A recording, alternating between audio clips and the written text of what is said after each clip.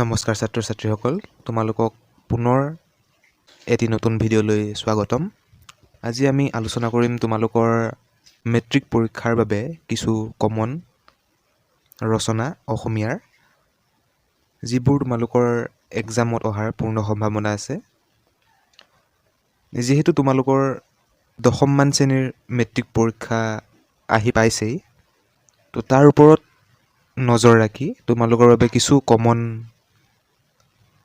ৰচনা আমি চিলেকশ্যন কৰিছোঁ, যোনসমূহ নেকি তোমালোকে চাই গ'লে তোমালোকৰ বেছি উপকাৰ হ'ব। তো এই ৰচনাসমূহ তোমালোকৰ প্ৰিভিয়াছ ইয়েৰৰ কুৱেশ্যনৰ ওপৰত ভিত্তি কৰি চিলেকশ্যন কৰা হৈছে, যোনবোৰ নেকি এই বছৰ 2024 বৰ্ষৰ বা আগন্তুক বছৰসমূহৰ হাইস্কুল শিক্ষান্ত পৰীক্ষাত অহাৰ পূৰ্ণ সম্ভাৱনা আছে। তো ইয়াৰে প্ৰথম ৰচনাখন হৈছে তোমাৰ প্ৰিয় সাহিত্যিক। এই ৰচনাখন তোমালোকে চাই যাবা, এইখন বহুতবাৰ ৰিপিট হৈছে প্ৰিভিয়াছ ইয়েৰত, চ' এইবাৰো অহাৰ অলপ সম্ভাৱনা আছে। 2 নম্বৰৰ ৰচনাখন হৈছে তোমাৰ প্ৰিয় গ্ৰন্থ। এইখন ৰচনাও one of the most important হয়, তোমালোকে এইখন চাই যাবা। 3 নম্বৰৰ ৰচনাখন হৈছে দৈনন্দিন জীৱনত বিজ্ঞানৰ অৱদান।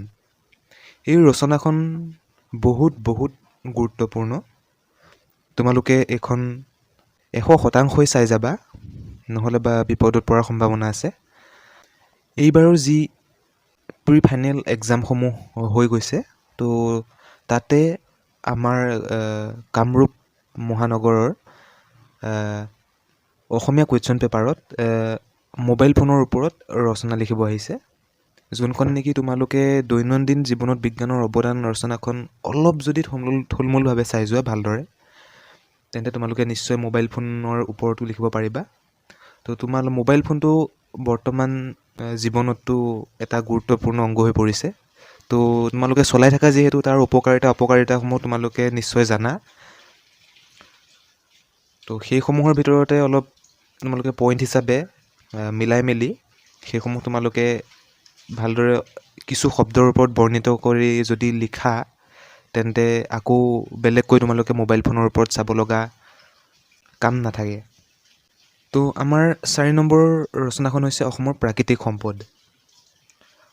এই ৰচনাখন এই বছৰ অহাৰ সম্ভাৱনা আছে, প্ৰায় 90% সম্ভাৱনা আছে, তোমালোকে এইখন চাই যাবা। 5 নম্বৰৰ ৰচনাখন হৈছে পৰিৱেশ প্ৰদূষণ আৰু ইয়াৰ প্ৰভাৱ, বা তোমালোকে ইয়াৰ পৰিৱৰ্তে তোমালোকক এনেকৈও আহিব পাৰে প্ৰদূষণ আৰু ইয়াৰ প্ৰভাৱ। তো এনেকৈও তোমালোকক ৰচনাখন লিখিবলৈ আহিব পাৰে, যিহেতু যোৱা কিছু বছৰে আমি অলপ লক্ষ্য কৰিছোঁ যে ৰচনাসমূহ কিছু সলনি হৈ আহিছে। তো তোমালোকে পৰিৱেশ প্ৰদূষণ আৰু ইয়াৰ প্ৰভাৱ, তো এই ৰচনাখন যেতিয়া তোমালোকে পঢ়িবা, তেতিয়া তোমালোকে পৰিৱেশৰ আৰু দুটামান ছেক্টৰৰ বিষয়ে এক্সট্ৰা পঢ়ি যাবা, যোনটো নেকি তোমালোকৰ এডভান্টেজ থাকিব, যে পৰিৱেশ প্ৰদূষণৰ বিষয়ে নাহিলেও প্ৰদূষণ আৰু তাৰ প্ৰভাৱৰ বিষয়ে যেতিয়া তোমালোকক ৰচনা লিখিবলৈ আহিব পাৰে, তেতিয়া তোমালোকে অলপ পইণ্ট হিচাপে বনাই মেলি বহলাই তোমালোকে বৰ্ণিত কৰি লিখিব পাৰিবা। 6 নম্বৰৰ ৰচনাখন হৈছে অসমৰ জাতীয় উৎসৱ বিহু।